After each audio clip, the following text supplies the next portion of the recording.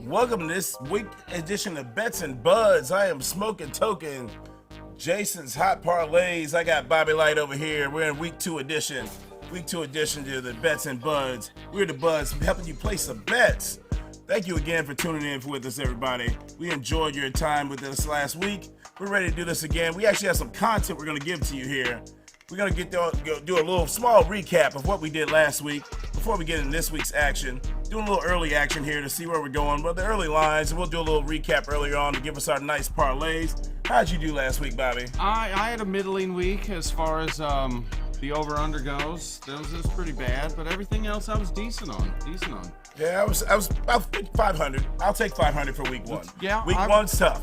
56% and everything across the board. So I was 52%. I would like it to be a little higher, 66, 70 range. But shout out to True on the Track, blessing us with those beats in the streets out here. Yes, sir. So yeah, I was about 52% by the end. 52%, 56 for me. But we'll take over 50. Most sharps are 55 to 65%. So once again, we said we're the everyman show. We're the everyman show. We do everyman bets. Those at 55, 52%, 56% you hit, Bobby Light? 56%. Oh, so we're right there in their wheelhouse, baby, because 55 to 65% is what most sharps usually hit on a regular basis. Well, I did not know that. Yeah, I'll take that. So week one, I'm happy with that. Yeah, especially for a week 1. You never know what's going to happen You in never week 1. fucking know what's going to happen on week 1. I mean, speaking of that, Aaron Rodgers. Oh, the Jets fans. Oh, you poor Jets fans. I feel sorry for you guys. I really do. Jets.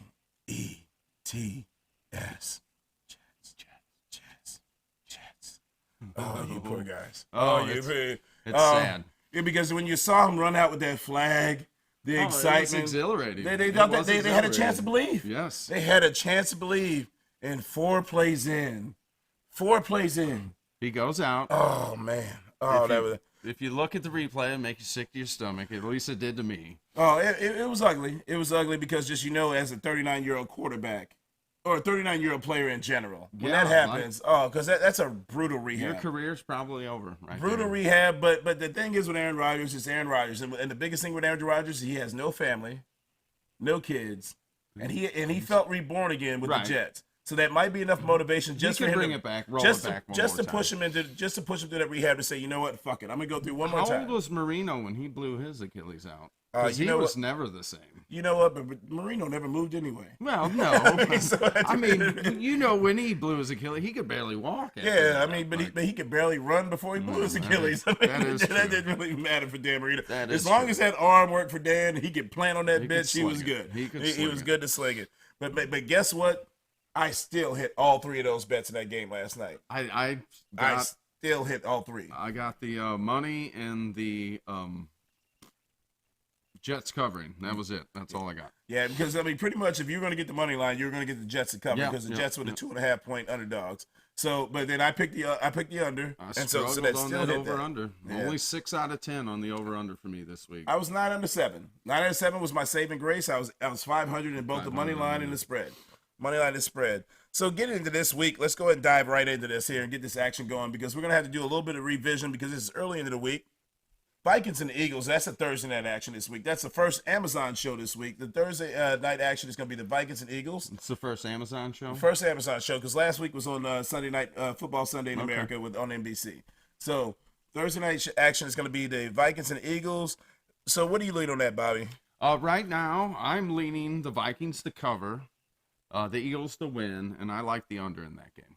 Okay, so I had the Vikings to cover myself, Eagles to win, and I like the under as well. I like the under, so I think we're both on agreement on that one there. So from a daily fantasy standpoint, what do you like on that one? Give me Osborne in that one. He's going off at 4,100.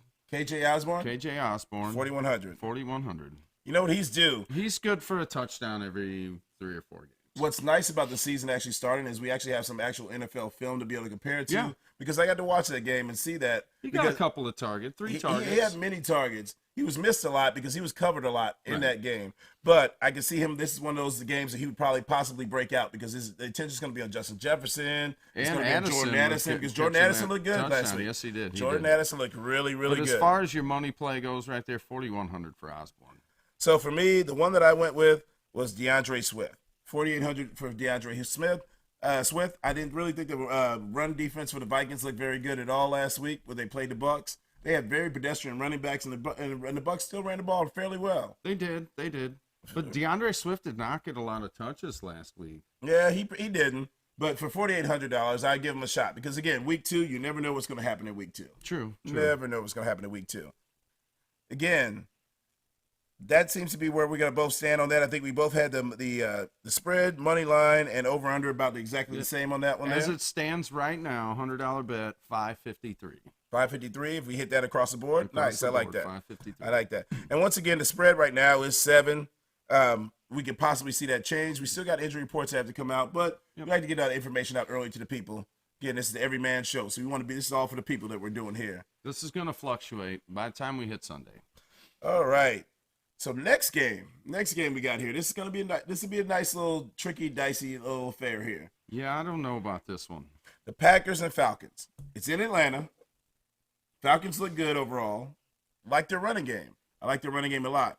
The other part that concerns me is that the Packers got a little beat up this week. They did. Aaron Jones was a big loss. That was a big loss. Losing him to that hamstring injury, that was a big, big loss. But they do have A.J. Dillon sitting in the waiting. Yeah, the problem is with A.J. Dillon, though, is he's not going to take it to the house like Aaron Jones. No, he's not, but he's a pounder. Yeah, and the Falcons have athletes, though. Yeah, they do. They have a nice linebacker core. And not only linebacker core, the probably sneaky pickup for this year was Jesse Bates on defense. The Cincinnati Bengals let Jesse Bates walk because they had so many people to pay. You saw the contract Joe Burrow got. Joe Burrow got his contract. They want to re-sign T. Higgins. They also got to sign Jamar Chase. They lost a lot, and to let Jesse Bates go, I knew that was going to be a mistake for their defense because in the run, Nixon even took a pay cut. Yeah, exactly. I mean, every running back's taking a pay cut now these days. Every running back's taking a pay cut. But Jesse Bates was a big loss. Jesse Bates had 2 picks last week against Carolina. He was good. 2 picks. He was good. 2 picks. So for me, I think from that aspect, it makes it a little bit dicier because we still don't know if Christian Watson's going to play yet. Romeo Doubs is in the lineup still. He looked amazing last week. 2 touchdowns, even when he was a little questionable on the injury lineup. Jordan Love looked amazing. Jordan Love looked good. Jordan Love looked really, really good. But I still think the Bears suck. Yeah, There's a reason why they had number 1. It is still the Bears. It's still the Bears, and even when Aaron Rodgers left, the Bears are still getting rent payments from the Packers coming in. That's what is that, 9 in a row now. Yes, right? yeah. I mean, they're killing them. It's been. I actually saw on ESPN today the last quarterback for the Bears to win 2 games in a season against the Packers. Take a guess. Oh, Jim McMahon. A little bit after that, Jim Harbaugh, right name, first name, wrong last name. Jim Harbaugh. He was a last quarterback long time ago. So who do you like on that one then? So for me, who I like in that one, I still like Green Bay, only because I'm not sold on Desmond Ridder being able to make a lot of big plays downfield. Because I have Drake London on my fantasy squad. He was not sharp in the kiddie pool. Drake London gave me 0 points. He gave me 0 points in the kiddie pool as his fantasy football. So I'm still not sold on that. I don't know if Atlanta will be able to score enough points. And Green Bay's defense looked good. They looked explosive. They had a lot of connectivity within their front 7. But again, it's the Bears. Yeah, that was the Bears. It was the Bears. Yeah, it was the Bears, and we'll get into Bears later once we get to that line of why I feel that way about the Bears. Okay, I've got Green Bay covering, money, and the over in that one. Okay. So I have Green Bay covering, I have the money, and then I actually have the over as well too because it's 40.5. The over is 40.5. That's a low point total. I can still see the Bears the Falcons popping off as far as a couple big runs. Bijan Robinson looked really good. He did. Bijan Robinson. Not enough touches though. They definitely gave Algier. Yeah, Algier, and a lot of the fantasy experts are actually saying that Tyler Algier. Yeah, Tyler Algier. I think they said a lot of them think that he can still have a very productive fantasy season, which he looked at last year. They could have 2 1,000-yard rushers easily. Yeah, they very possibly could because the way they want to run the ball, especially if they have a chance to beat the Packers, they're going to have to control the ball. Right. They got to control the ball. They got to keep the ball out of Jordan Love's hands because he shows that he can do things, explosive things. He can. So let's see what happens. If that goes off how we think it's going to go off, that is going at 245.50 right now. 245.50. 245.50. Okay, I like that. All right, so for me, from a fantasy standpoint, for daily fantasy this week, I like Drake London at 5,000 or Romeo Doubs at 4,800. Either one of those plays are good value plays that I like to go with. That's pretty much where I would stand in that game in that aspect. Who you had like fantasy that week? Actually, I like Dylan in this one. I know it's a little high, 5,900, but if Aaron Jones is out, they're gonna feed him this week. I mean, they're gonna have to. They're gonna have to. They're gonna have to. So and I'll pay a little more for Dylan to be the bell cow. And the Falcons actually have a good secondary. Like I said, They do. Jesse Bates, the aforementioned Jesse Bates, and also AJ Terrell as a corner. He made the top 100 the year before. Can't remember if he made it this year. I don't think he made it quite this year, but he possibly had. But AJ Terrell was a good, solid corner too as well. So they got a good secondary. So they might have to run the ball actually, especially once they get in the red zone. Right. Especially once they get in the red zone. All right. So next up, we got to the Bears and Buccaneers. So now we can get to the Bears and why I feel the way I feel about the Bears. Yeah, see, even though I just talked shit about the Bears for about the last 3 minutes, I'm actually going to take them to win this game. You know what? I talk shit about the Bears too. And I take them to win it as well. I actually take them to cover. My biggest problem that I have is I'm still not sold on Justin Fields. Yeah, he's my fantasy quarterback, and like he wasn't good last week. Well, the problem is what you're relying on is you're relying on so much running from Justin Fields and wide open receivers. Because the thing is, he makes the right read, but he acts like he's still in college where these guys got to be open by 3 yards still. Like, make that tight throw within the coverage. You have to make that tight throw within the coverage. Maybe he just can't. So, did you ever watch QB1 on Netflix? I have not. So, QB1, Justin Fields was one of the featured quarterbacks on QB1 on Netflix. Right. And he was the exact, everything that you see with Justin Fields now, he was that way in high school. He was that way at Ohio State. So he just doesn't want to learn. And you know what? I feel like he does. I just don't feel like he understands the fact that when you're in the NFL, open is this. Yeah, I mean, you're throwing. But he needs open to be this in the NFL, and you can't like have that every play. You just can't have that. Can't. So that's the one reason why I'm not completely sold on Justin Fields and the Bears and what they do. But I'm with you on that one. I have the Bears to cover and them to win. And I picked the under on that one, 41.5. That's 3 in a row, Jason. All right. That is currently going off at 308.80. But you know what? We have some information to go off of now. Week 1, we did not. We do. Week 1, we did not. But we have things. Because, you know, when you watch the preseason games, nobody's showing you anything of what they want to do. Nobody is showing you any real actual football that they're actually going to run, any schemes, any real dynamics whatsoever that they're going to do. So when we got actually some game film, that's what all these teams have to go off of now is game film of what the other team, how they're going to attack them. Yes. So we have a week in the book there. So what about fantasy-wise? Who do you like in that game? I'm going with Baker in that game. Actually, Baker was solid last week. I mean, nothing special, but he's going off at 5,100. So, I mean, that's a decent play. And again, it's the Bears. And it is the Bears. It is the Bears. You can see Baker throwing for 2 touchdowns, maybe 275. He could even run for one. Run one in, somewhere in that range. I like that. I like Baker as a pick there. Who you got in that one? I like DJ Moore. DJ Moore was at 5,500. Because DJ Moore, out of all the receivers there, was making the most plays that I saw during the course of that game when we were watching that game. That's the beauty of having a ticket at the bar. We were able to sit there and rotate and look at all the games and take every angle in there. So I like DJ Moore at 5,500. That's probably like overall. So that's 3 games in a row now. That is three games in a row. We're in agreement on how we like those picks. All right. So next up, we have the Seahawks and the Lions. The new Detroit Lions. The new Lions. Thank God for Peyton Manning going up there with Jeff Daniels and breaking that curse of them not giving Calvin Johnson his money back, or taking money back from Calvin Johnson, taking money back from Barry Sanders. Peyton Manning went up there, if you look through Omaha Productions, and he actually blessed the stadium in there with a big trough of booze. Really? Yeah. They try to break the curse of the Detroit Lions. And ever since then, the Lions have actually kind of broken some of that. Like that, I think that was last season. Was this after Dan Campbell got hired? Yes, I think. Okay. I think it was before he got hired. Really? I think it was one of the. I could do Omaha Productions. I have to go back and look at it again. I don't remember seeing this. Yeah, and Peyton would go through and travel around some of his favorite NFL spots and different things because Peyton's a historian. The Mannings are historians. Right. They're a historic football family. So one of the things he did was that him and Jeff Daniels got into the stadium, had a little vat of booze, and they tried. Jeff Daniels apparently doesn't drink, according to Peyton Manning. But he drank the booze for that point to try to break the curse on Ford Field. No shit. Yeah, on Ford Field to try to break that curse. No, so the Lions are trying to reinvent and try to come through it. I like the way they looked last week against the Chiefs. They did. They look good. They got it done. I mean, everybody wants to say the Chiefs were without Kelsey and Chandler Jones. That is true. but the Lions got to win the games. Oh, yeah, you still got to win the games because there's no gimmies in the NFL. No, I don't care what seen this that this past weekend. There is no gimmies in the NFL. Seattle. And, that poor son of a bitch, Kadarius Toney.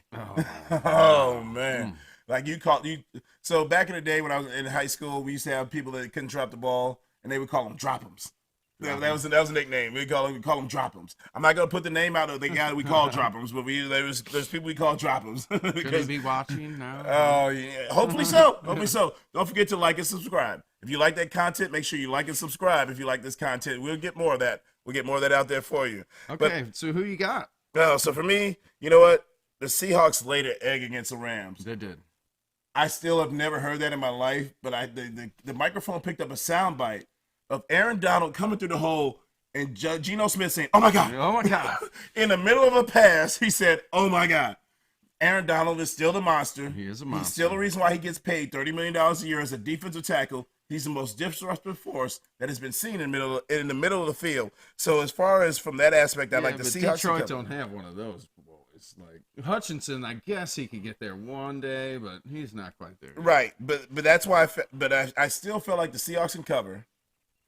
I still, with these lines, I kind of believe in them, man. Okay. I kind of, because like Jamar Gibbs, we haven't seen everything that they can use with Jamar Gibbs yet. But Jameer Gibbs, is it Jameer? Jamar? I think it's Jameer. I think it's Jameer. I think it's Jamar. We'll work on these names because we don't get to that. It's early in the season, so we'll get that. Just like Chuba Chuba, we'll get that. So we'll get back to that. But as far as Seattle, I think they're gonna. Seattle will cover the 5.5 point spread that they have.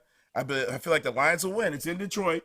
That place is going to be rocking. They have sold out their season tickets the entire season for the first time in like 50 years or something like that. That stadium is going to be rocking. Under. The over. I like the over at 47. I like the over at 47. 4 in a row. Yes, 4 in a row. All right, brother. See, we're on the same. Like, we got the tape now to go off of. We got tape to go off of. Currently is going off at 8/19/90. The one thing we have to watch out for is look at the injury report on Tyler Lockett.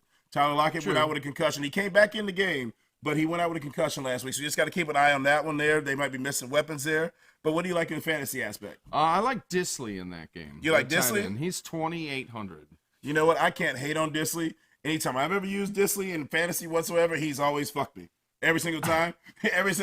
But every time I haven't used him, he's gone off. Noah Fant is going off at 34, and Disley actually outsnapped him and out-targeted him last week. So nice. Give me Disley for 28. You like Disley? So for me, I like Jackson Smith and Jigba at 4,500.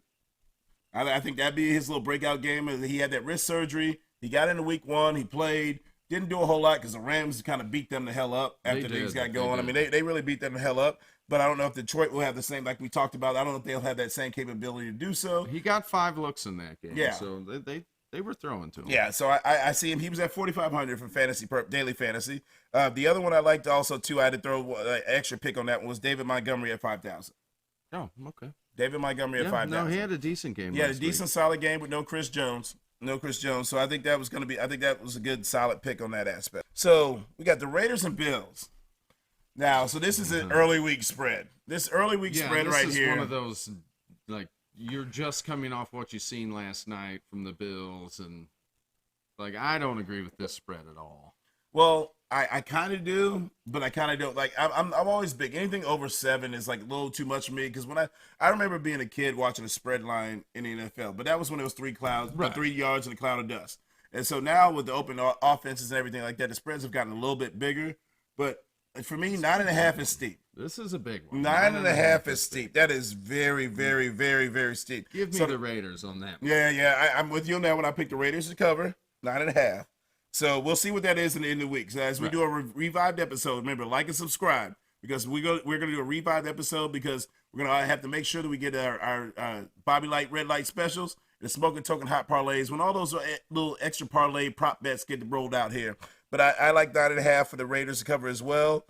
Bills money line because it's in Buffalo. Yep, I took the money line. All right, over under. What do you have? I've got the under in that game. Clean sweep, brother. Clean sweep, brother. Holy crap. Clean sweep. I like the under too as well. 47 points. Under on 47 points because I don't know how much confidence I have in the Raiders offense. Let's see how pissed off the Bills are going to be. They're going to be playing at home, and there's going to be a lot of pressure, a lot of negative. And before we move on, can we address Josh Allen? The turnover machine? The turnover machine. 91 turnovers the entire time he's been in the NFL in 77 games. Yeah, that's 91 turnovers in 77 games. So the only thing I have to say, we're both Cowboys fans. Yes. And if Josh Allen was wearing a Cowboy uniform, would we not hear constantly how he's got all the tools, but he's a fucking loser? But he's a loser. But he's a because that's what we hear about Dak all the time, right? Dak had one bad season because you don't even see a whole career this with Dak. Dak had that bad season last year after he broke his thumb. Yep. After he broke his thumb. And then Josh Allen has been doing this his entire career, but somehow, some way, because he plays for these lovable loser Bills, we get, we get a lot of propping up. They were Super Bowl favorites last year. They were Super Bowl favorites. They almost lost last year to Skylar Thompson and the Miami Dolphins in the playoffs. People just love to hate on the Cowboys, though. Well, of course. I mean, I understand why, because the team is worth $10 billion. Everybody loves to hate all the money. Okay, so we're in agreement on that. Who you got as your fantasy player? My fantasy player? All right, so before we get to the fantasy player, I will say, anybody out there, Jacoby Myers is not going to play this week. He had a monster week last week. Go back, look at the hit he took, him coming back into the game. Jacoby Myers is not going to play. He's the one player that got a concussion that will not clear protocol. If he does, shame, shame, shame on you Raiders. Shame, shame, shame on you Raiders. But so fantasy-wise, I like Gabe Davis at 5,000. This just feels like a Gabe Davis game. Gabe Davis is like one of those 1 out of 3 games. He's going to blow up and all of a sudden have 196 yards receiving, 2 touchdowns. Yeah. Break out. So it just felt like a Gabe Davis game to me at 5,000. Okay, asterisk right here. I am going with Jacoby Myers if he plays because he's going off at 5,400. Well, I like the dollar amount, but I'm telling you, I will be shocked. He's probably not going to play. I will be shocked if he plays. Probably not. I will be shocked if he plays. So if he doesn't play in there, like look and see, like we may have to look later on during the end of the week. Then give me Renfro. Yeah, that's where I was actually going to go. He's going at like 42. Right that's what now. I actually was going to say. I would say like Hunter Renfro would probably be your next bet. But I went Renfro last week and he did nothing. Yeah, but I mean they were playing the Broncos. So the Broncos secondary is really, really good. Hunter Renfro. I mean you got Patrick Surtain. You got Simmons. Justin Simmons. Yep. Yeah, I mean, like that secondary is really, really solid. So, I mean, for Hunter Renfro, that's not one of those games he's going to really go off real crazy in that aspect. But as far as for the Bills, I mean, they have a good secondary too as well. But as far as from a slot standpoint, there's going to be other. Yeah, Renfro should be able to get open. Especially with no Jacoby Myers. Okay, so moving on from that one. All right. So next up, we have the Chargers and Titans. All right, so. In that one, first off, Chargers. Brandon Staley. Well, he's supposed to be a defensive coach, right? But he played quarterback in college. But he got hired as a defensive coach. Defensive, offense. So here's what's even worse about that. Most defensive coaches don't fuck your defense. Right. He loves to go for it on fourth down. And, when you're going for it on fourth down on your 35. Oh, you're always putting the pressure on your defense. You're putting your pressure on the defense. You better make a stand here. Especially when you went against a track meet like the Miami Dolphins last week. And in Tua, they said Tua threw for 366 yards against man coverage last week. Really? 360, like the next closest quarterback was 200 yards. Wow. Like 200, like 25 against man. Well, that's just Waddle and Hill and... Why are you playing man when you got Waddle and Hill? Yeah. And he's a defensive coach. So, again, that's my problem with Brandon Staley in that aspect. Defensive coordinator there? At the Chargers? Yeah. Probably Brandon Staley. Whoever it is blew a 27-point lead. Probably should be fired. Yeah, blew a 27-point lead last year in the playoffs and then basically, coughed up a game last week because Tyreek Hill went nuts. Yeah. Tyreek Hill, was it 215? Yeah, 215. 215, 3 TDs. Yeah. Why are you playing that? 3 TDs. Yeah, because I was playing against the motherfucker that had him. That scored the high points in our league, in the bar league this week. So, for 3 TDs, 215 yards, and you're still playing man coverage, You got Tyreek Hill and Jalen Waddle. What are you doing? What are we doing? So, again, But with that being said, I know where you're going. With that being said, the Titans. Oh, Ryan Tannehill threw 3 picks last week. That offensive line's not good. Line's not good.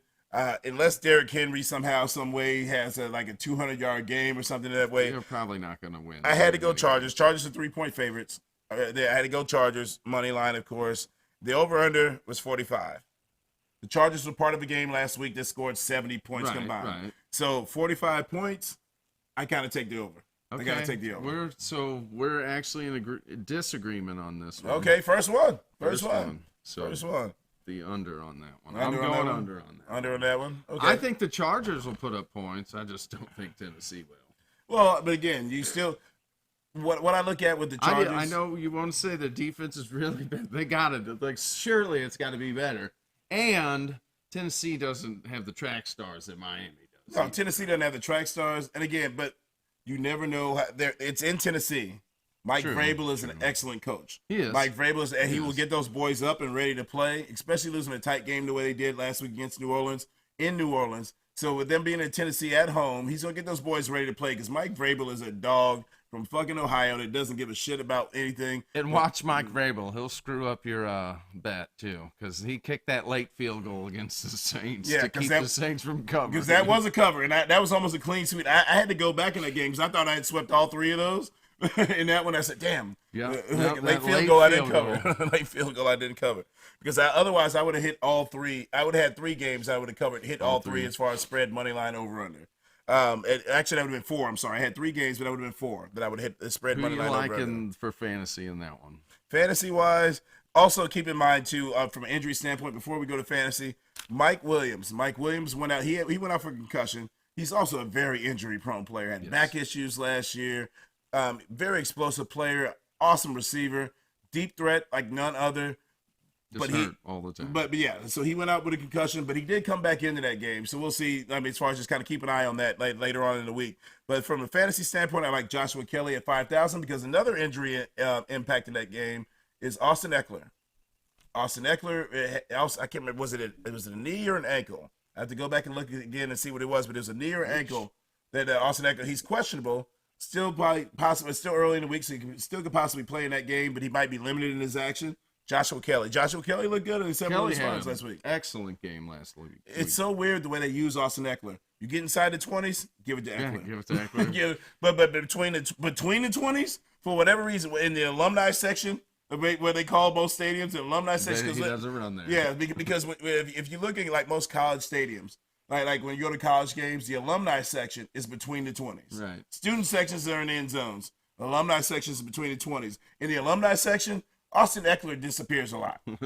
Except for when he gets because that one big run he had, that was inside the 20 that he broke and run and broke out on. So as far as Joshua Kelly, that's my play. Who do you like at fantasy? At 5,000. 5,000. Yeah, 5,000 for Joshua Kelly. He's got to break out eventually. They have to throw to him eventually. Treylon Burks, 4,500. Like, I know. It's almost like the Kadarius Toney. Here's my only problem with Treylon Burks. I don't dislike him as a player, as an athlete. He looks a little stiff to me. Number one. Number two, like when he started saying he had breathing problems his rookie year after training camp and that type of thing, that kind of had a hint of softness that I was just like, I don't know if I could. He has to show me a couple of 100-yard receiving games before I can be sold on him. But for 4,800, maybe this week. Maybe this week. Especially with the Chargers, you never know. Yeah. Brandon Staley and his defensive coordinating prowess. We'll see what happens. All right. So next down the line, we've got the Colts and the Texans in Houston. The Colts and Texans in Houston. Houston looked okay, I guess, in the first quarter, or Baltimore just looked that bad. I'm not sure which one to believe. Baltimore looked pretty bad. Lamar Jackson looked pretty bad. He was not good in that 169 game. Yards passing. And the worst part that I saw with that whole operation that they had was the Texans had no firepower on offense whatsoever. Right. J.K. Dobbins was the show until he got hurt. And Lamar, I expected him to be a little bit more explosive, a little bit more into more dynamic plays during the course of that game. You think it's one of those I got the contract, I don't care anymore? Oh no. Lamar wasn't there. Most of these guys, they know he's still too young. There's another contract coming. He's still too young. So I don't think that was the This issue. wasn't one of those Albert Hainsworth deals. No. I don't think you'll see much of that, especially from a quarterback. Quarterback, there's too much money to make. Quarterbacks now got a chance to be billionaire athletes now at this stage. So if you do that in this stage, you just really don't give a fuck about giving football. Money away. And Lamar Jackson, from everything I've seen, everything that I hear from guys in the locker room, everything, he loves football. So I don't think that was the case. I think more of anything else, it was just the Texans going to play good defense. They're going to play good defense and start out like regardless of the season. That game is it's in Cincinnati. Ooh.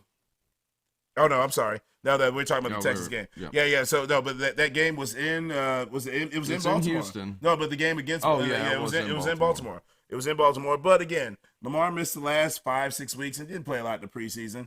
Him and OBJ still got to get a little bit of connectivity together as far as that aspect's going. Zay Flowers looked nice though. Zay Flowers, their rookie receiver that they got out of Boston College, he looked really nice. They did. We got to see what they're going to do with the running back position. Justice Hill, Gus Edwards, So we'll see. Also, be on the lookout to see if Kareem Hunt lands in Baltimore. They have a veteran on the practice squad. Melvin Gordon is actually on their practice squad. Is Melvin Gordon? Oh. Yes. I would see them. Well, I could see them possibly go with Melvin Gordon, but don't be surprised if Kareem Hunt comes to take a visit. Oh, he is still floating out there. Kareem Hunt's still out there. Between Indianapolis and Baltimore, those are the two places I like the most for them to go. So because while we're on this game, Indianapolis, Jonathan Taylor screwed them so bad. Yes, he did. He screwed himself and the team so bad because. Could you imagine if they had Jonathan Taylor back there? If they had Jonathan Taylor last week, I guarantee they probably beat Jacksonville because they had was it Deion Jackson? But he had 2 fumbles. Yeah, I think he fumbled the ball twice. He's bad. Oh yeah, but he's not supposed to be in that position. That was a Jonathan Taylor position, Jonathan Taylor role. I don't believe that should have been even a conversation as far as Deion Jackson getting more than 5 touches in that game. So. Don't be surprised, Kareem Hunt, either it'd be Indianapolis or Baltimore. But let's stay on this game here. So Indianapolis and the Texans. I like Indianapolis. They're favored by 1. I like Indianapolis to take that. Money line, obviously. Over-under is at 40. I like the over. I like the over a lot. See, I'm going under again on that one. Yeah, 40 is such a low point total, man. That is such a. It is. I mean, you go. I mean, what are we looking? 17, 14. You know that. I mean, I'm sorry, 2014. I'm sorry, 2014. You're still under that in that aspect. I mean, I can see it going either one of those ways. I mean, we'll see. I mean, I like the Colts defense looked really good. The Colts defense looked really good last week. I mean, but again, the turnovers they got worn down a little bit at the end there. We just disagree on the over under on that one. Yeah, but that's all right. Man. So far, everything else I think we're on the board. The over under is the only thing that's kind of been our split last week. Who you got on fantasy in that one? Fantasy this week. Before we go into that too, the injury report on that one. Andrew Richardson last week, bruised knee. He got the knee banged up a couple times twice. So watch him maybe being possibly a little bit more limited in his mobility, just getting out of the pocket and rushing wise. But my fantasy pick that I like there. Nico Collins at $4,800. See, we're in agreement on that one. I like Nico Collins at $4,800. Nico Collins is one of those sneaky, explosive players. He really is. Outside of Pierce at the running back position, it's Collins. Yeah. And it's Collins, and that's it. And Pierce is pretty high in that aspect, and everybody knows Pierce is going to be getting the ball in that aspect. So, for me, I would go Nico Collins about $4,800. So, I think we're in agreement on that aspect. The only thing we're missing was the over-under. But for the most part, we're kind of on the same page in most of these picks here. All right, so now we're going to go to the aforementioned Baltimore Ravens versus Cincinnati Bengals. The Baltimore Ravens versus Cincinnati Bengals. In Cincinnati, Joe Burrow looked like shit. Oh, yes, he did. He looked bad. But, again, this is actually kind of on par for, Joe Burrow really hasn't had a, real preseason his entire career at this point. Because the first year... he had, what was it? There was something he went out with the first year. He had appendicitis. Yeah, it was appendicitis. Yeah, appendicitis. Yeah, and then I know that then there was a COVID year for preseason. Then he had, I think appendicitis was last year though. I think it might have. Yeah, appendicitis was last year. So I mean, he really hasn't had a real full preseason, for the most part. So Joe Burrow and the Cincinnati Bengals kind of start slow, pretty traditionally, honestly. But he looked really bad. He didn't. Every ball I saw him throw to T. Higgins and Jamar Chase was an overthrown ball. And so, I mean, but, Joe Burrow's a guy. He's the highest paid quarterback now in the NFL. So, I mean, and there's nothing Joe Burrow's ever shown that he's going to regress in any standpoint. So, Baltimore, being in Cincinnati, They're 3.5-point underdogs. I picked Baltimore to cover, Cincinnati to win, and I picked the under at 46.5. Okay.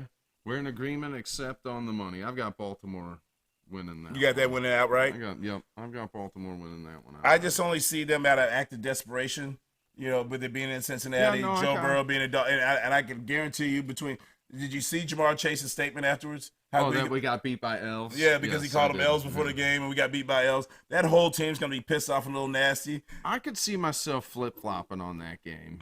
Yeah, that's the only reason why I kind of lean for it'd be maybe like a field goal game. Both field goal kickers are amazing. You got Justin Tuck, and then you got Evan McPherson. Right. So both field goal kickers are going to be amazing. So it can come down to a field goal game. So that's why at 3.5 right now, which I can see that game probably by the end of the week being more like 2.5. Yeah, 2.5. Yeah, being more like 2.5 for sure. But the under is what I went with on that one, which was at 46.5. I just felt strong on that. It's going to be kind of a defensive struggle, slugfest back. It's an AFC North matchup. Oh, yeah, it's I like kind of, that. I think that's kind of where we're going on that. Fantasy-wise, who do you like? I got Boyd, 3,800. 3,800, and that feels like a Tyler Boyd game. Usually with the Ravens, that feels like a Tyler Boyd game. I like that pick, actually.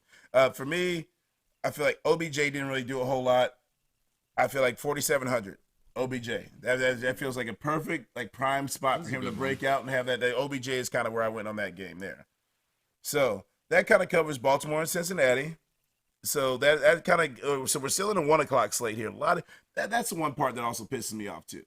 Why do we have to put so many games at 1 o'clock? At the 1 o'clock slot. We put it 8 games at 1 o'clock, and we put 4 at 3. Right. Mind you, also I'm reading East Coast time. So for us here in Missouri, remember Uncle Mo, we're still trying to get this gambling thing going. So like and subscribe. Make sure you cast those votes to get this gambling legalized here in Missouri. But we're going off East Coast times here. But in Missouri, we play at noon, and then 3 o'clock is the second kickoffs. We have 5 games to go off at 3 o'clock. 4 games sometimes at best at 3 o'clock. So for me, I think they can split that up a little bit more. So we're still in that 1 o'clock slate. But that's kind of where we're going. I think the only thing we disagreed was the you had the Ravens actually winning outright. Yep, I got them winning outright, and you've got Cincinnati. Okay.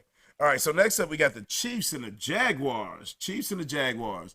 All right, so Chiefs and Jaguars, that is in Jacksonville. Chiefs took a bad loss, but they just signed Chris Jones today. They did. They just signed Chris Jones. So they got 1-year bridge contract to get him. They got that big dog back in the house. Now, I had possibly heard there was a stipulation in the contract that they couldn't franchise him next year. Oh, I heard that. I didn't hear that. I didn't hear that, but we'll see what happens as far as that aspect's going. I don't know how much money he actually made himself. I think he just said, you know what, I got to get back on the field with my team. Didn't like the loss. He said him sitting in the booth, him sitting in the press box or in the suite while his team's getting beat by the Detroit Lions after the Super Bowl banner's being hung. I don't think that sat very well with him. So he said, you know what, let's go ahead and get back on the field here. So for me in this game, I think Kelsey's going to be out on the field. They said they drained about 40 cc's of fluid off of his knee last week for that bruised knee. But they also were fearful that he might have had some deeper bone bruise, contusions, different things of that nature. But if that was that serious, I don't think they would have said he would have played that Thursday. Right. And with them having 10 days off in between there, I can see Kelsey getting on the field, especially with them having that loss right now. He's 33. 33. So, he knows this is his run. This is his time right now. So he's running out of time. Yeah, he wants to make sure to solidify his legacy with Patrick Mahomes that we're going to have I had the Chiefs to win this game, cover at their 3-point favorites. And I have the over-unders at 51.5. I picked the Chiefs to I picked the over to hit at 51.5. Okay, I actually took Jacksonville to cover, Chiefs to win, and the over. So I've got Jacksonville covering. You've got Chiefs going out, right? Yeah. Okay. Yeah. I have the Chiefs covering. I have the 3 points. I've been covering the money line, and then over and under hit at 51.5. I'm just playing that Chiefs non-covering factor right here. Yeah, but 3 points. 3 points is 3 points. If nothing else, it'd be a push with Butker hitting the field. But I could also see this game with it being in Jacksonville. By the time we get to Friday, I can see that game being down to 2. All right, so but right now, so these are early spreads. Yeah, so this stay is tuned. early. So stay tuned. We'll do a little revise because we're gonna still have that Bobby Light, Red Light special and the Smoking Token Hot Parlays hitting on this Friday here. So let's make sure that we take a look at that. So as far as from a fantasy standpoint, what do you like for this game? Give me Zay Jones, baby. after that monster game he had last week, he's still only going off at 4,700. Still only at 4,700 is Zay Jones. I like that. Yeah, I mean, he had a great game. I'm with the Jacksonville Jaguars still for my player. I like Evan Ingram at 4,800. Evan Ingram at 4,800. Don't really like a whole lot of the safety play that I saw last week from the Kansas City Chiefs. So I like Evan Ingram to be able to get that red zone touchdown action. Oh, yeah. Especially because he didn't really get a whole lot of looks, a lot of balls, and Trevor Lawrence is really good at spreading around because they're loaded with weapons. Oh, they are. Jacksonville. Oh, Calvin Ridley. Was Calvin Ridley is a monster. He looked like he was running at a different speed than everybody on that field. Calvin Ridley was a monster. And I like the number 0 that he's sporting. Oh yeah, Agent Zero. I like it. The new age Agent Zero, apparently. So shout out to Gilbert Arenas. Shout out to Gilbert Arenas in NBA. All right. So I think we got that game covered there. All right, next up, we got one more on the 1 o'clock slate, or noon slate here for us in Missouri. Noon slate here for us in Missouri. So we got the Niners and the surprise Rams who won in week 1. Oh, my God. Yeah. Oh, my God. You called that one. I did not call that. Oh, I had to call it. That game is always really close. And I've never, shout out to the microphones in the NFL nowadays. I've never heard a quarterback say, "Oh my God," as he's throwing a pass, as Aaron Donald is bearing down on him. Never have I seen that in my life. So we got the Niners, but the Niners bitch slapped the Steelers up and down the field every way possible that you could bitch slap a team on their own home stadium. They physically hurt them. They physically hurt them. They beat them up. They dominated them in every capacity. That long run from Christian McCaffrey. Did you see that block by Brandon Ayuk down the field? I mean, that was the epitome of bully ball. That sealed the win for me, baby. Yeah, that was the epitome of bully ball. So in that game, it's an 8-point favorite for the 49ers. I like the Rams to cover. I like the Rams to cover there, too. Now, as we get to the end of the week, I can see that probably drop down to 6. Drop down to 6. But right now, I like the Rams to cover at 8 points. I picked the 49ers, obviously, to win outright for the money line. And then the over-under was at 44. I like the under. Okay. I like the under. I like the over in that one. You like the over? I like the over in that one. I just, if Aaron Donald is on the mission to do Aaron Donald things, because I don't feel like he came back just to fuck around. He could shut the 49ers down. There's just going to be a lot of, what's his name? Brock Purdy? Brock Purdy's Brock Purdy hadn't seen a healthy Aaron Donald. No, he was hurt last year when they played him. Brock Purdy hasn't seen a healthy Aaron Donald. Well, so that just makes the McCaffrey dump off in the backfield look. It could definitely be more juicy. It definitely could be more juicy. But Sean McVay is a good coach. He is. So I mean, I went the under on that game just because 44 points. That's a lot on that one. So that's what 5 in a row we're in disagreement. No, we hit the first 5 or 5 in a row. Right. So the one that I like. What do you like fantasy wise? I like Elijah Mitchell. They only ran him a couple of times. Five touches last week. I think they're gonna want to get him more involved in the game. He's going off at 4,600. 4,600 for Elijah Mitchell. That's not bad. Not bad at all. So for me, I like a name that we all learned last week. Puka Nacua. Oh, Puka Nacua. I think he's a oos. I think he's a oos. Puka Nacua. 4,900 in that game. He had 10 receptions for 119 yards. 119 yards, 10 receptions for Puka Nacua. I like the oos going off here for that 4,900. Draft choice. Nice. Fifth round round draft choice. Nice. Yeah, so that's where I like in that game there. So now we're going to move to the 3 o'clock slate here this afternoon here. Oh, Cowboys fans, we love this. Those Giants got that ass. Yes, they did. Banked on Sunday Night Football. That was embarrassing. Banked on Sunday Night Football. So I see a bounce back here because I can't see that, especially playing against the Arizona Cardinals, I can't see that being a close game like the Commanders played. Right. I just don't see that happening this time around. I think that there's tape and there's film that's out there now, and Wink Martindale is going to blitz the shit out of these inexperienced quarterbacks that the Cardinals have right now on that team. So the Giants are favored by 6 points, even though it's in Arizona. I like the Giants to cover at 6 points. Money line. I like the over or under at 39.5 because I can see at least. You like the over? Yes, I like the over. I like the under in that one. Yeah, I like the over at 39.5. The only reason why is because I can see at least one defensive touchdown by the Giants. And if they put anything else there, then let the Cardinals sneak in and get, because it's hard to shut a team out in the NFL. It is. And it's really hard. So 39.5, when it goes that low, sometimes it's hard for me to go for the under when it's that low. Because think about it, if it's 32 points in the third quarter, you're sweating that you're bitch definitely the whole sweating. time. You're sweating that bitch out the whole time. So that's kind of where I'm at in that game. So I picked the Giants to cover the money line and the over at 39.5. You said you picked the under on that one. We're in agreement on the cover, the money, but I've got the under. So I think most of our disagreements, for the most part, have been on the over-under. Yeah, which I fared worse at last week than he did. Yeah, I was 9-7. Mind, folks. Yeah, I was 9-7. 9-7.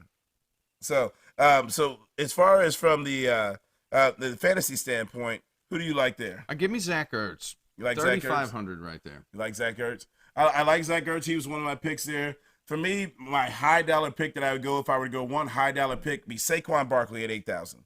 And that's because I feel like this is going to be a Saquon game. Yeah, they're going to go Saquon like none other. Especially last week, he got blown up and on the ball. They forced an interception to pick to the house, whole nine. And every time they dropped back, Daniel Jones was getting sacked last week. It seemed like. Yeah, so I feel like Saquon's going to be able to.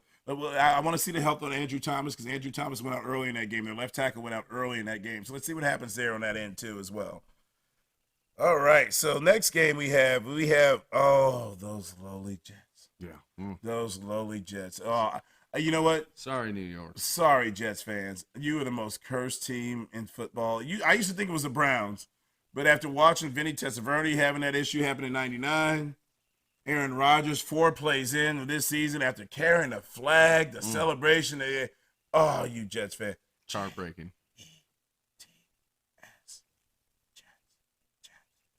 But you still won that fucking game, though. Yeah. You still won that game. So that defense is amazing. That defense is amazing. But guess what they have coming to them? Cowboys. Those Dallas Cowboys, who I said would probably be one of the best defenses in the league, if not the best defense in the league. Dan Snyder coming back. A lot of the same personnel coming back. Micah Parsons is a beast, and he's that alpha dog, leading a bunch of alpha dogs. That Dallas Cowboys coming, and they're coming to Dallas. And they're coming to Dallas here. So they're going to be a little deflated. They have all this tape that they're going to have to watch all week long of Dallas pressuring those Giants in that same stadium. Zach Wilson's going to have to run for his life. Oh, my gosh. I can't. If Zach Wilson can score more than 2 field goals against the Cowboys, I'll be surprised. I will be amazed. I will be absolutely amazed. I've got the Cowboys. They're 9.5-point favorites. Covering. I've got the Cowboys covering. They're 9.5-point favorites. I don't see how they don't cover. I usually never like to go for spreads that high. Right. But 9.5-point favorites, I have no clue how that's even going to be possible. And I got the obviously money line. The over-under was at 39.5. I'm taking the under because I expect it to be like 35-0. I took the over because the Jets have good special teams. And don't be surprised if they do something on special teams on that aspect. Yeah, they don't be surprised on that aspect, or even put them in good field position on special teams. And Breece Hall, because that was one thing early in that break one. That was one thing early in that game that the Giants looked like they had going was running Saquon between the tackles a little bit, and between the center and the guard. So in that aspect, Breece Hall, you give that son of a bitch any room whatsoever, He's man. Gonna wiggle he through showed. there and he could... Did he even have a knee injury last year? It doesn't. Didn't look like. Well, the only thing it didn't look like is like last year he probably would have took those bitches to the house. Right. He probably would take those bitches to the house. Who's your fantasy play? So my fantasy play on that one here, I like. I had 2 guys that I listed down here. Both of them being Cowboys. Just value wise, Brandon Cooks at 5,200 because he's not a number 1 receiver. Because CeeDee Lamb is going to get every little bit of. He's going to get every little bit of Sauce Gardner coverage on him. And I like Michael Gallup. Michael Gallup at 4,200. Those were 2 picks that I kind of went with there on that game in that aspect. I have a hard time going with anybody from a value-wise because Breece Hall was way too expensive. Dalvin Cook, don't know about that on that end. Did he even get touches last? He got touches. He had about 7 or 8 touches in that game last night, but it really didn't look very impressive. But Breece Hall, that everybody knows that's his team. Yeah, I don't care what you say. That's his team. Give me Jake Ferguson. You like Jake Ferguson? Yeah, I know he dropped some balls on Sunday night, but he had 7 targets. Yeah, 3,300 is the value right there. 33. That's a good value. We'll see. We'll see. I was not impressed with Jake Ferguson, honestly. I wasn't impressed with him coming into the season as him being the tight end to come in to be the reigning starter. We'll see the young tight end out of Michigan if they keep integrating him later on in the season. I don't see Jake Ferguson being the tight end at the end of the year. But right now, early season play, $3,300 for a daily fantasy play. Yeah, that's you save money, little play, you pick it up in quarterback. Absolutely. All right, so next up here, we got the Commanders versus the Broncos. Commanders versus the Broncos in Denver. Yeah, I don't know. Neither team looked that great last week, so this probably would be a game I wouldn't touch in real life. In real life, I wouldn't touch it at all. This is the game I would stay away from, 100 miles and running. But the one thing I will say, though, the only reason why the Broncos lost to the Raiders last week is that Will Lutz missed an extra point and a field goal. Yeah. He missed an extra point and a field goal. That's only, and they lost by 1 point. And they traded for him. Yeah, and they traded for him because that was Sean Payton's guy back in New Orleans back in the day. And the other thing that I'm on the fence about the onside kick, like to start the game off. Sean Payton, he loves to rub it in. I understand. He likes to take his chances, likes to push the envelope a little bit, but that was kind of for me, save that for later. Right. You got a good solid defense. First kick play, that bitch deep and make the Raiders drive all the way down the field. So, but as far as in this game wise, the Broncos are at home and they're 3.5-point favorites. So 3.5-point favorites. I picked the Broncos to actually win that game because I feel like the Commanders look like shit against the Cardinals as far as I'm concerned. They really didn't look good. Denver has a lights out defense. So I picked them to also hit the money line, obviously, if they're going to cover the 3.5.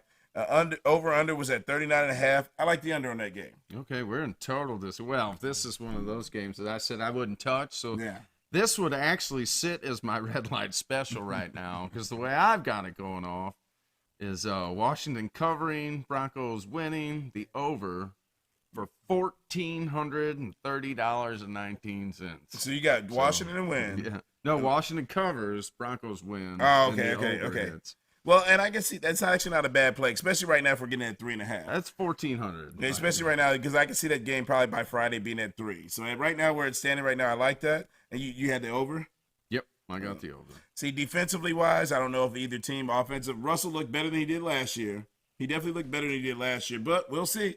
They lost their tight end too. Their tight end Dolchich. Yeah, Dolchich. Yeah, I remember last week I was trying to figure out who the hell their tight end was. Dolchich. Yeah, Dolchich. Yeah, he went out with injury there, so we'll see what happens there on that aspect. What about fantasy wise? Who do you like? Cortland Sutton. 5,400. 5,400. Yeah, 5,400. I don't know if Judy will be back yet this week. He probably should be back.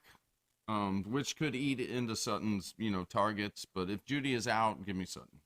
Yeah, I think, from that aspect, I think Judy might, even if he is, he'd probably be limited. Cortland Sutton, he was their big play receiver before Jerry Jeudy even got there. Right. He had a couple of injuries issues.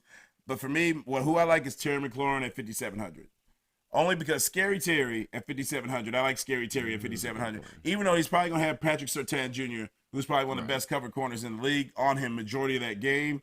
I said anytime he catches balls, he's contested anyway. So, it's never like Terry McLaurin's ever like wide open. When he makes plays, he's making plays with guys all over him and making big catches. Yeah. So let's see what happens there on that end. So I like Terry McLaurin at 5,700. Okay.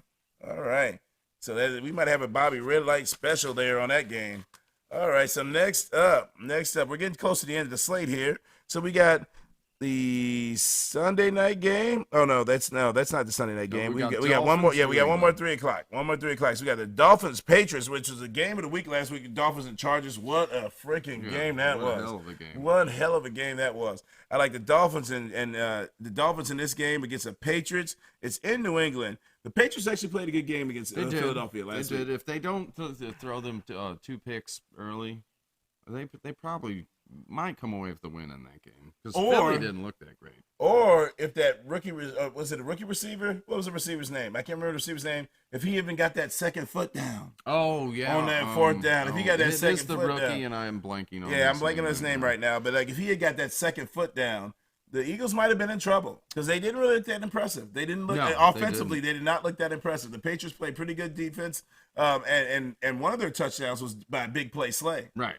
It was a tip ball, big play Slay, takes to the house, doing what he does best. Why he's been getting paid for a long time. So you like Miami in that one? So I like Miami because they're -2. They're -2 as favorites.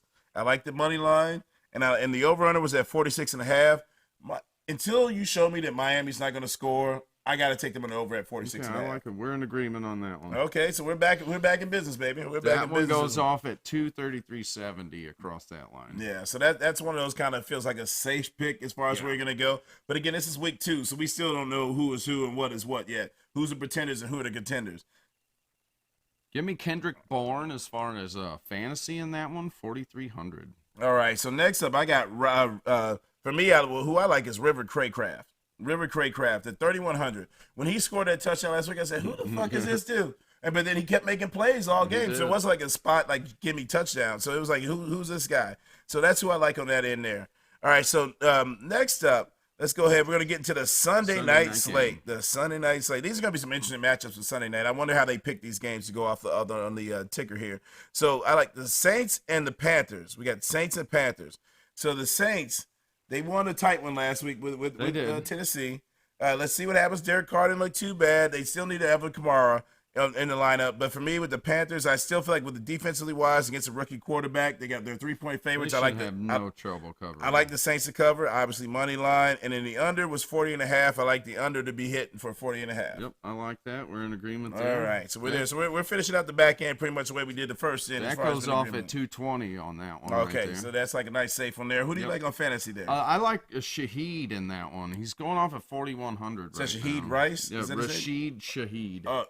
Rashid Shaheed? Yep. All right, Rashid Shaheed.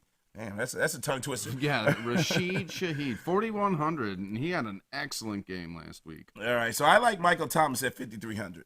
I like Michael Thomas at 5,300 because I think Chris Olave is going to get J.C. Horn to cover him, and he's going to have the secondary corner guarding him on that aspect. So I like Michael Thomas to kind of get a break back. Hey, NFL, you forgot about me. Here I am at 5,300. So we got our last slate game of the week on a Monday night. Oh, it's going to be a banger. We had the Browns versus Steelers in Pittsburgh. The Browns looked awesome against the Bengals. They did. The Steelers look like shit against the 49ers. So what do we believe? And who do we believe? What do you like, Bobby?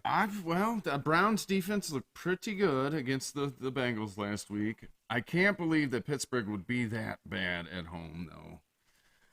Give me Pittsburgh to cover, money line, and the under, because I think it'll be a tight game. You know what? We got it again. Same thing, brother. I like Pittsburgh to win. I like Pittsburgh to cover the 2.5 points. I like them to win the money line, obviously, and then the under to hit at 39.5. I feel like to be tight, so we're in agreement on that one. 275.20. Yes, 275.20. The one thing we got to keep in mind, though, Cam Hayward will be out with a groin injury. Deontay Johnson has a hamstring strain. He won't be playing in that game as well. True. Freiermuth with a chest injury. Yep. We'll see, unless he's got some that could change. That could easily change. Pittsburgh could actually end up being like 4 points if they keep losing guys to injuries. Yeah, we'll see. But it being in Pittsburgh, I don't see that line moving too much. So I think we're both in agreement on that. Who do you like on fantasy? Give me Allen Robinson to step up. He actually led the Steelers in receiving yards and targets last week after Johnson went down. So okay, give me Robinson. He's going off at 3,600. Nice. I like Donovan Peoples-Jones at 3,700. Donovan Peoples-Jones at 3,700. That's who I like there going in that game. I think for me, that's kind of the best money aspect from a daily fantasy standpoint. I like that one. I like that one. So, I think that covers the week.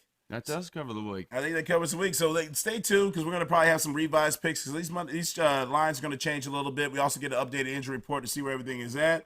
But once again, like Bets and Buds, subscribe to us. I'm Jason Smoking Token. I'm Bobby Light. Thanks for joining us again. Shout out to Dave behind the booth here. And shout out to True on the Track for giving these beats and intro and outro us out. We love you guys. We'll see you later. Thank you very much.